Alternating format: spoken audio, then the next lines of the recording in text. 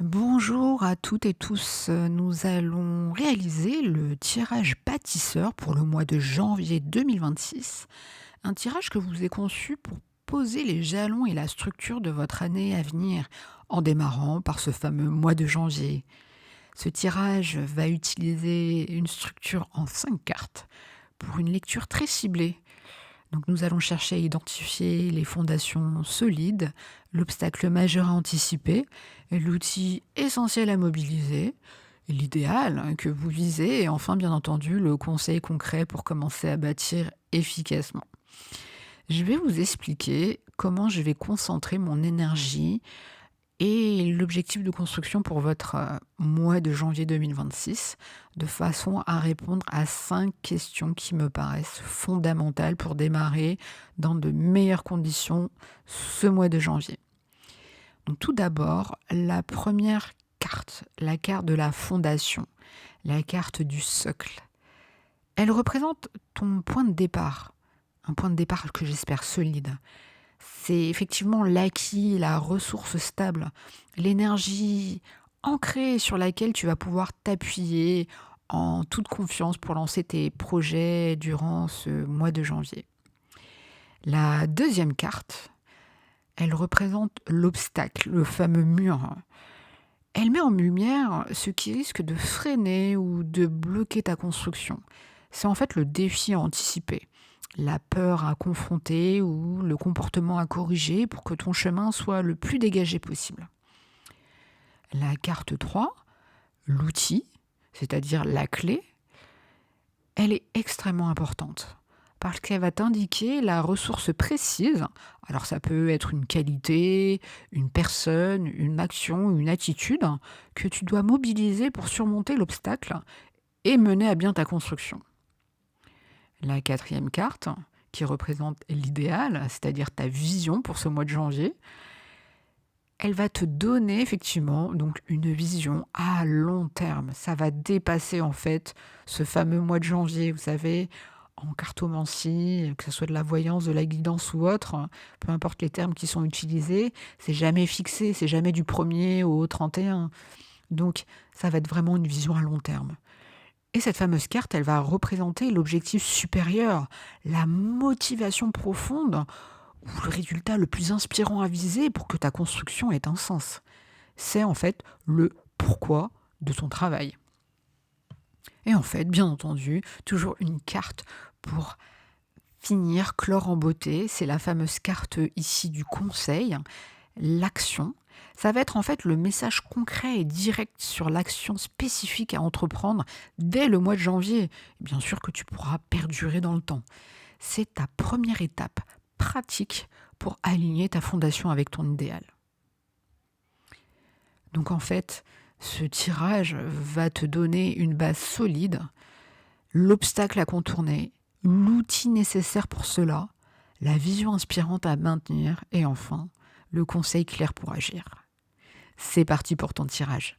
Ami Sagittaire, passons à ton tirage bâtisseur pour ce mois de janvier 2026. Avec la première carte qui représente ta fondation, le 4 de denier. Alors très sincèrement, là, ta fondation, elle repose sur la sécurité, la possession et la prudence matérielle. On peut dire que le 4 de denier indique que tu as fait des efforts pour t'ancrer financièrement ou territorialement. On peut dire aussi que c'est un socle pour une bonne gestion des ressources et un besoin de contrôle sur ton environnement immédiat. Là, clairement, tu as de bonnes bases, mais elles peuvent être un peu rigides. La deuxième carte, l'obstacle, le 2 de denier en obstacle. Là, clairement, le mur à dépasser, c'est ta difficulté en fait, à choisir ou éventuellement à jongler avec 2 options, 2 engagements et éventuellement qui sont simultanés.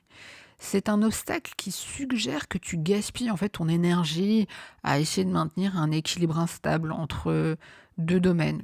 Alors ça peut être, au niveau du travail, ça peut être aussi en termes de relations, en termes de vision de vie. Là, l'obstacle, c'est clairement l'indécision ou le manque de clarté sur la priorité qui t'empêche de t'engager pleinement dans ta construction.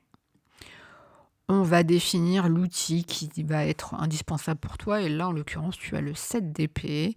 Donc il va falloir surmonter l'indécision et la rigidité parce qu'effectivement, cet outil, il est essentiel à la stratégie, à la ruse, à l'autonomie discrète.